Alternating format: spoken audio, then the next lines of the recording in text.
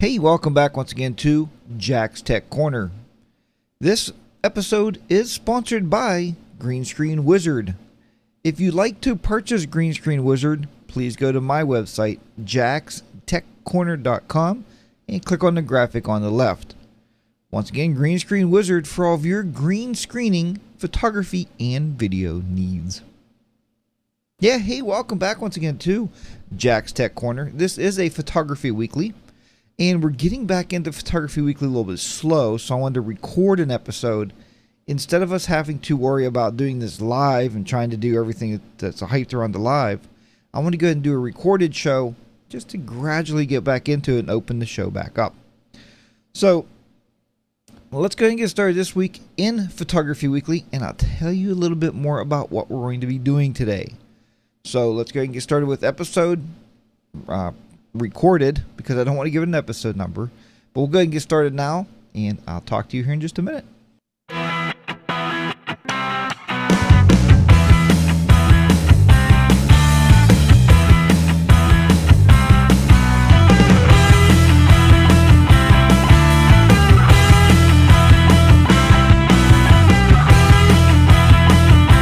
Okay, very good. Well, hey, welcome back once again to Jack's Tech Corner. For those out there that know me, welcome. And for those that don't, I am your host, Jack. And Photography Weekly is just that. It's a weekly photography video, but it's also a weekly photography live show that's normally produced every Sunday morning at 10 a.m. But today I wanted to come to you as a recorded show, just like I said, to get back into the swing of things. To make sure I'm all set up and ready to go. And I already noticed that intro is not the intro that we've been using lately. So I'm planning on recording a new intro to the show and getting that ready to go. So what I want to talk to you today about is lenses. I've been getting a ton of emails, a lot of messages on our Facebook group. The Facebook group is Jack's Tech Corner. You're free to join that too, by all means. If you're into photography, we'd love to have you over there and talk to you about more about photography. And we also talk on Google Plus. You can find us there at Jack's Tech Corner, and you can join our Google Plus group. So that would be also nice to have you there. So today we are going to talk about lenses. Lenses on your cameras, on your DSLR, your digital SLR cameras. The one big reason people buy these cameras is because of the interchangeable lenses. That's why we want to do these. And to interchange a lens, this is on a Nikon, and on a Canon it just spins the opposite way. You just hold the little button here on the front and just twist your lens, and the lens will detach from the body. That allows us to use different lenses for different focal lengths and different apertures, and I'm getting ahead of myself, so I want to tell you about each and every one of those. Let's go ahead and put this back on there, just like so. And we're going to go ahead and get started before I even show you this lens. So let's set this camera aside here right now. The first lens I want to talk to you about is a lens that you don't have to buy with your camera, but most people do when they buy their DSLR cameras. They buy what's known as a kit lens. And a kit lens is whatever lens may come with the camera. Now, there's two different kind of lenses that I want to address here. Just to give you an idea of between the lenses and a little idea of how these lenses are actually built. The first lens is what we have here. This is called a motorless lens. Now, it's an autofocus lens, but there's no motor in this lens.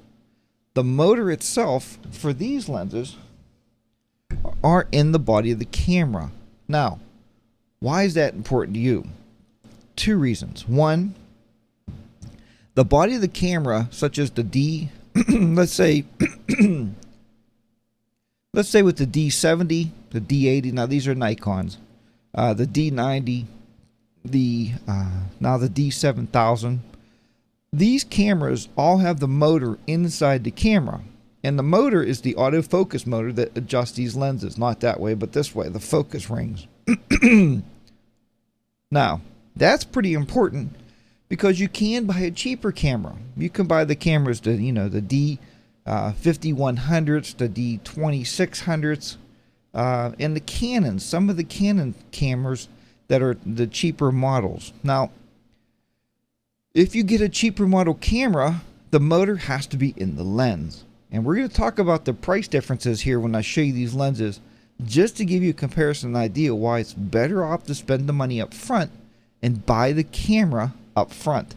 You know, spend more money on your camera and then you can get less expensive, not cheap, but less expensive lenses. Now, with that all the way, let's start here off with our kit lens. This is the kit lens. It's an 18 by 105 millimeter lens that came with my D7000.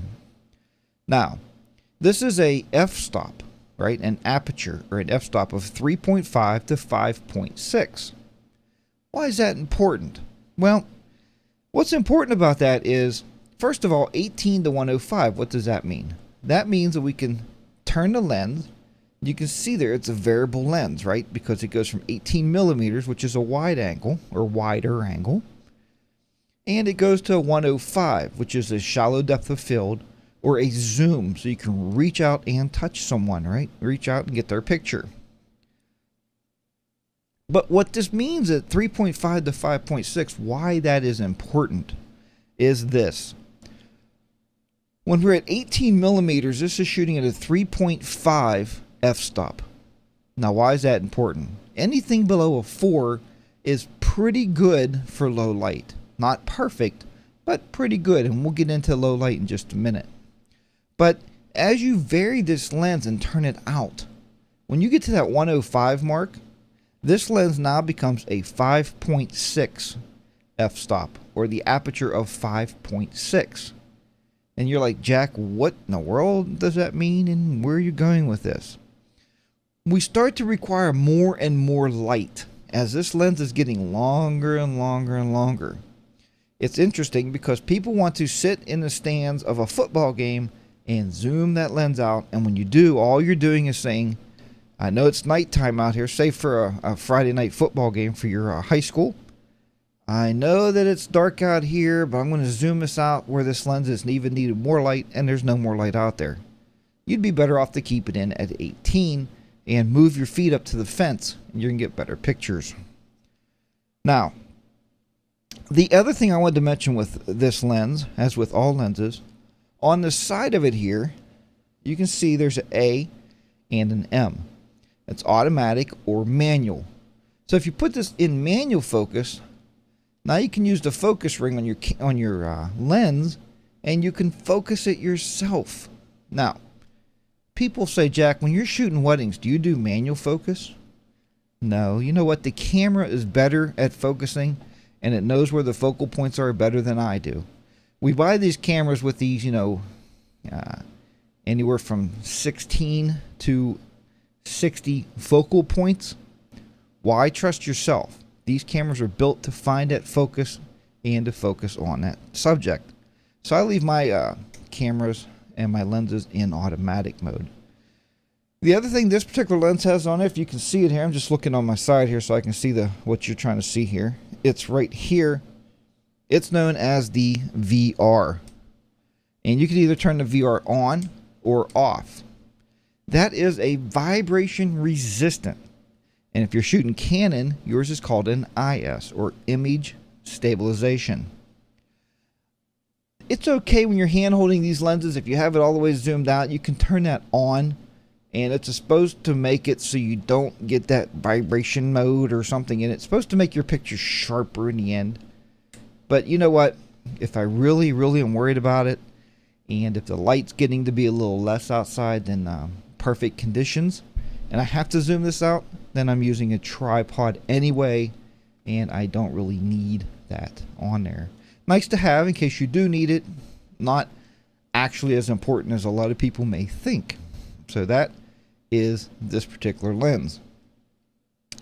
Every lens I'm going to show you also has what's known as a lens hood.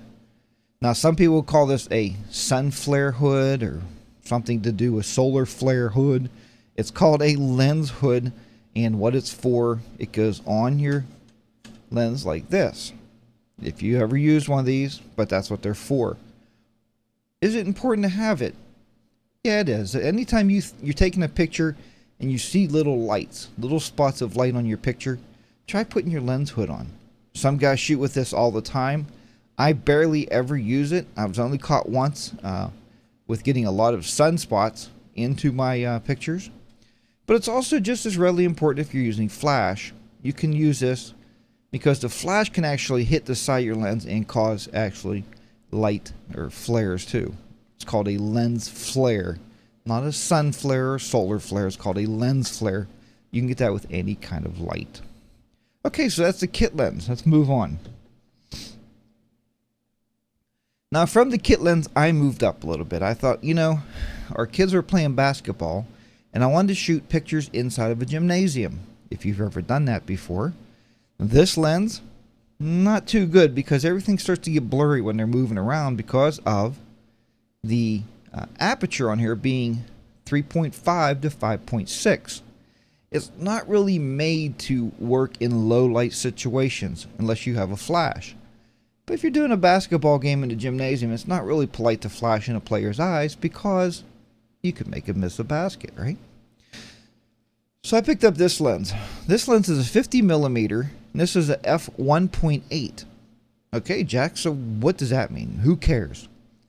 What that means is the aperture is larger. The smaller the number, the larger the aperture, the bigger the hole is for light to come inside of this lens. You see that? So more and more light will come in because it has an f-stop of 1.8. And it also makes it very, very fast to focus. I mean, this lens is very fast to focus. I've actually captured basketballs going inside of a net with this lens. Now, usually, Jack, that's fine, but I don't have any kids in school anymore. I don't have anybody playing basketball. Do you do portraits? This lens is a A1, absolute beautiful lens for portraits. I really, really enjoy this lens. Now, what you don't get when you turn this thing, you can see where it comes out a little bit. This is not a zoom. This lens is known as a prime lens because it's a fixed focal length. It's a 50 millimeter. We can't zoom it, but we can surely move our feet and we can move this lens into you and get a closer picture and back out. But what makes it nice is it's so tight, and at f1.8, when you get close to somebody, I tell you what, the depth of field is beautiful on this lens. It starts to blur that background out, just drops it right out. It's a beautiful lens to use for portraits. I really, really enjoy it a lot. Now, as we move up, we start looking at lenses now. These are Sigma lenses I'm going to show you at this point. And then I have one other company I'm going to show you here at the end. But what I'm trying to get through to you here is a lot of people will tell you, look, if you're going to buy a new lens and you own a Nikon, buy a Nikon lens. Don't buy a Nikon lens. Now, if you can afford it and you think I want the very, I don't even know how to pronounce, I don't even know how to tell you that. Even if you can afford it, I probably would not do it. I would take that money and stick it somewhere else in my gear, like it's for maybe a set of pocket wizards. I think that's the next thing I'm shooting for here is a set of pocket wizards to actually fire my TTL flashes, but that's another video. So we're moving up now to the Sigma lenses. Again, you can see I got the lens hood, just like this. And most guys, don't shoot your lens hood like this. That is not the way to shoot your lens hood. That's how you store the lens hood so you don't lose it. You can flip it upside down and you store it on there. Now, what I want to show you with this lens here, as opposed to this other lens that came with the kit, and why it's so much better. Have a look at this. This is the Sigma lens. This is my Nikon kit lens. Sigma, kit. Notice the bigger opening there? Now, that bigger opening is going to allow us to have a lot more light coming in. This particular lens is a f2.8. Okay, so it's a 2.8 is on the aperture. And this is a 24 by 70. This, folks, is pretty much the gospel lens that you're going to carry when you're doing wedding photography or if you're doing portrait photography. Now, I'm going to show you my next lens up here coming.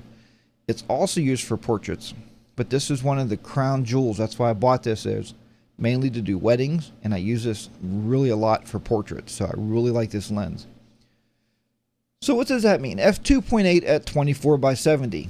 What that means is as we're turning this lens, we got 24 millimeters to 70 millimeters. 24, right, is a little bit wider, and 70. So we're coming out there and reaching out to you. All the way through that zoom radius, it's a 2.8. The f-stop is a 2.8. So it's leaving the same amount of light in no matter where we're at. That's what this lens does. Now this lens, folks, is going to set you back about roughly $700 to $800, somewhere around in that price range. So if you're doing weddings, though, let me tell you what. Let's say this way: if you're doing portrait, if you're doing professional photography, you're getting paid for your craft. Put the money into your cameras. This lens will get you started just fine. You're going to start out, you're going to take some pictures. Even if you're doing natural light stuff outside and you're using this lens, you're probably doing okay. I would still even prefer this one. This is about $150, okay? So I would even more prefer this one for outside because I can blow the backgrounds out a little bit better. And let's go back 1 minute, not to confuse you, and we talked about those cheaper cameras. This lens for my camera, being there's no motor in here in the lens, is about $150. If you buy this same lens for the cheaper camera that you just bought, right? Let's say you got the D5100 from Nikon. This same lens will cost you about $340. Why? Because they got to put a motor in the lens to focus, because there's no motor in your camera. That's why those cameras sell for a little bit less money, because they're not really made to be changing a lot of lenses out. They're made more like for somebody that wants to start out in DSLR and learn a little bit about it, and then sell that camera and move up to the next level. So that's why they sell it. But they do make lenses for it, and you can do that. So again, the Sigma lens is about $700 to $800. Now, if you buy this lens in the Nikon line, you're looking at about $1,800. I looked. I was going to do it. I said, you know what? I really want the very best lens for my craft, so I'm going to buy the Nikon. Well, I'm glad I didn't, because this lens is beautiful. It's definitely sharp lens. It's great pictures, and you'll be very, very happy that you purchased this lens. Again, this is the Sigma, folks. So let's put that lens down. This next lens is one of the crown jewels that so many people want to own. That you know, in our Facebook group, even everybody talks about this. This is the 70 by 200.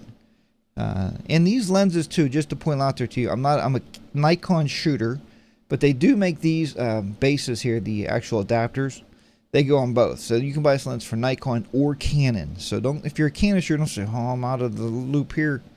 All these manufacturers are making lenses for both brands because they know people shoot both, right? So if you're a Canon shooter, you can still buy the Sigma lenses and you're gonna be absolutely fine. This is the 70 by 200. It's very, very heavy, just like the 24 by 70. You know why? Because there's a lot of glass in there. It's a very heavy lens. Now, it's so heavy, in fact, that they put a tripod or a monopod hole there, right? So you can just screw your monopod in. That's what I use it, and I carry it around like this on my monopod with my camera on the back. You've probably seen that at sporting events.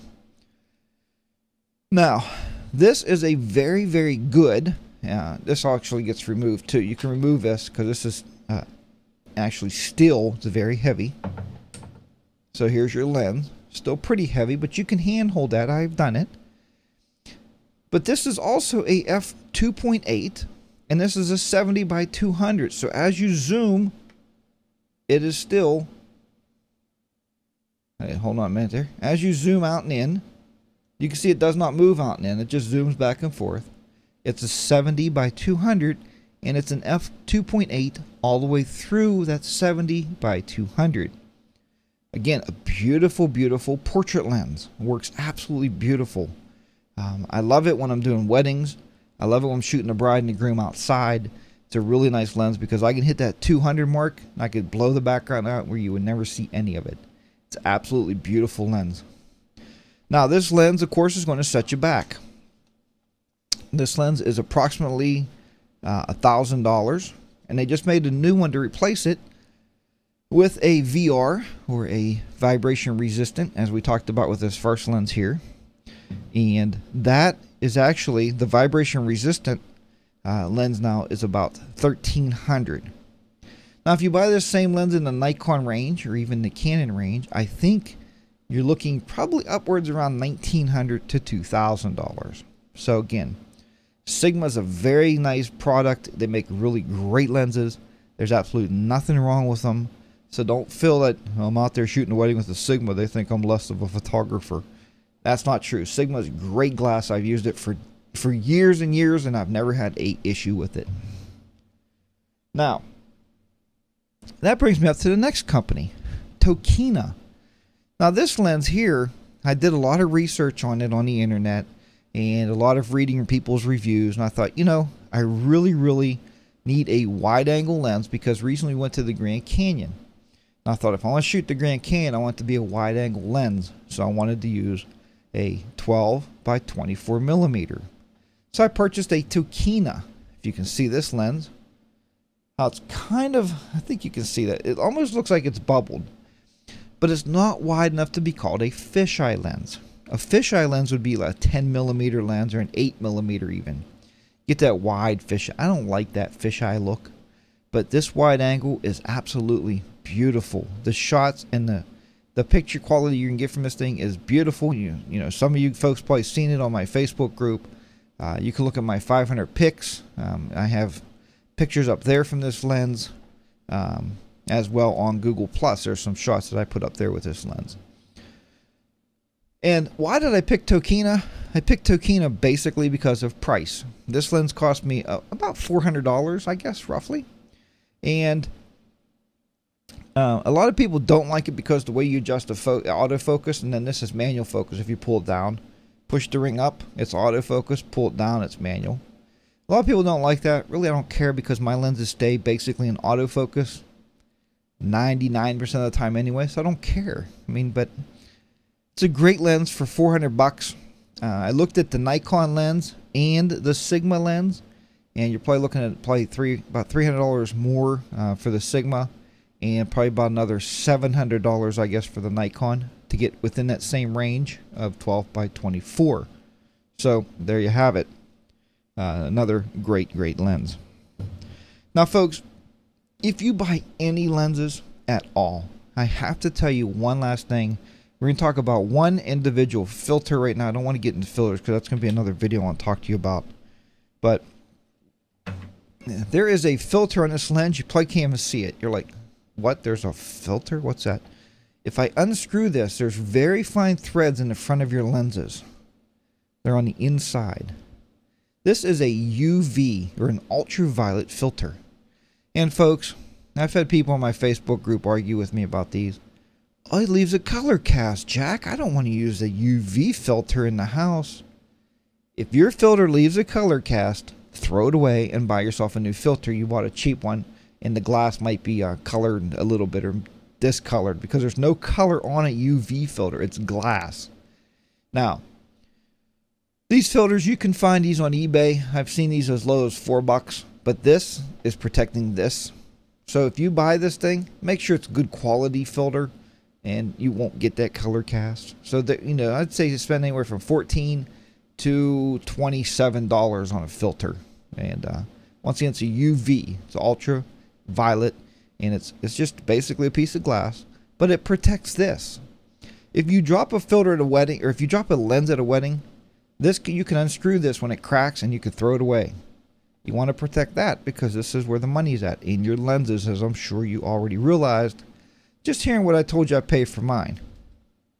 When you screw this in there, be careful not to cross thread it. It's very fine threading, and don't put a pipe wrench on there and tighten it down.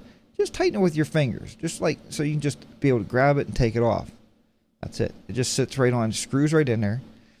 And the lenses are stackable. I mean, the filters. Filters are stackable, and we'll talk about that in another video another day. So that is that. Okay, so that is what I wanted to talk to you about today, was lenses, what the lenses were for, how you use them, why you need them. And folks, let me just point a couple things out with lenses. Don't buy it because somebody said, let's just say a 70 by 200 f2.8 is the best lens you can buy. You gotta have it. Go out and spend $1,400 and grab it. That's not true. What are you shooting with your lenses? If you're shooting birds in the daylight and you're shooting waterfowls or waterfalls, or shooting boats in a lake, or you're shooting race cars on a bright day at NASCAR, you can buy a 70 by 300 lens. It's going to weigh about 5 times less than this lens, and it's going to take absolutely beautiful, beautiful pictures, and it's going to cost you about $150. So basically, know what you're shooting. Know what you're taking pictures of. If you do a lot of portraits and you're going to be doing some weddings, buy a 24 by 70. You know, if you're just out and you like going with the family and taking pictures and traveling around, use your kit lens. That's fine. You know, because what happens more than not when you, and that's exactly why they sell camera bodies without the lenses, because you start to get a collection of lenses, the kit lens goes in the bag and you never take it out again. You never use it. So when I go anywhere, if it's in the daytime, I always take my kit lens and I put it on the camera and use it just to make sure I get some use out of it. So folks, I really hope you enjoyed this, and if you wouldn't mind, stop by my website, jackstechcorner.com, and there's a great videos on there. I have Lightroom 4, and I'm thinking of Lightroom 4 actually is going for $40 for the DVD. There's a lot of videos on there. It will teach you Lightroom from the beginning to the end. Even if you're just thinking about learning Lightroom, maybe download the trial version and pick up the DVD and see if you like Lightroom or not. It's very inexpensive. Also have Photoshop Elements. There's 112 videos on there, folks. Pick that DVD up and learn how to edit using Photoshop Elements. I'm sure you'll be really happy you did. Most people are. That's emailed me and said they really enjoyed that video. I also have an online class with Lightroom, so if you want to go to online classes and take the online class for Lightroom, and then you get to correspond to me back and forth. We talk as you're going through these classes, and you can learn even more. If all else fails, at least click the donation button. I always accept donations of any kind of denomination, and I do appreciate all donations. It helps to purchase equipment I need to create these videos and continue to bring you more and more learning and training experiences for all of your photography needs. So until next time, as always, keep those shutters clicking, keep your editors editing, and I'll see you back here next time on Jack's Tech Corner and another Photography Weekly for another video training session. So long for now. I'll talk to you next time. Bye.